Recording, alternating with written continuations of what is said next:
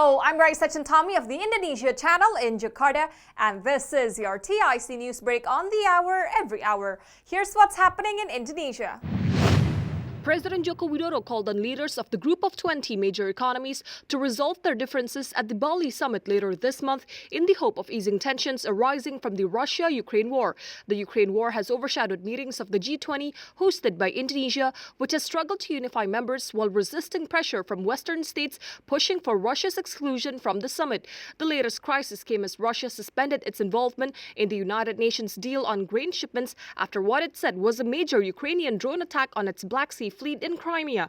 Following Russia's move, wheat prices on international commodities market surged as Russia and Ukraine are among the world's largest wheat exporters. Russia's withdrawal from the deal has been condemned by the United States, which said Moscow was weaponizing food. President Joko Widodo said 17 of the G20 leaders have confirmed their attendance.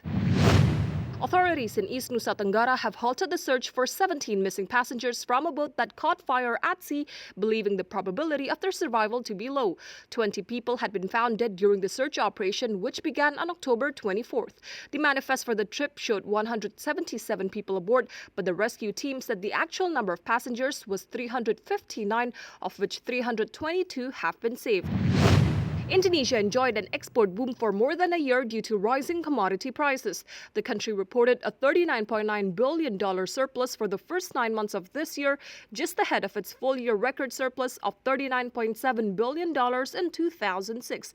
That helped the country weather the U.S. Federal Reserve interest rate tightening cycle better than most of its peers. Indonesia reported an annual economic growth of 5.44% in the second quarter, the strongest reading in a year, and is expected to have grown 5.89% in the last quarter. In the financial markets, here's how stocks and currency closed in Jakarta and around the region.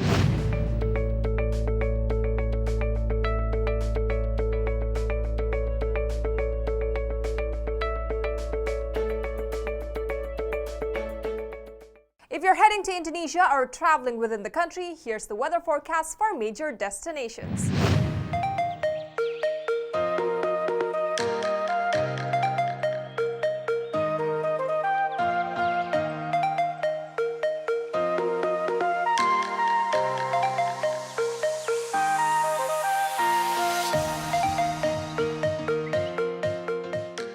And that's what's happening in Indonesia. I'm Raisa Chantami with your TIC News Break.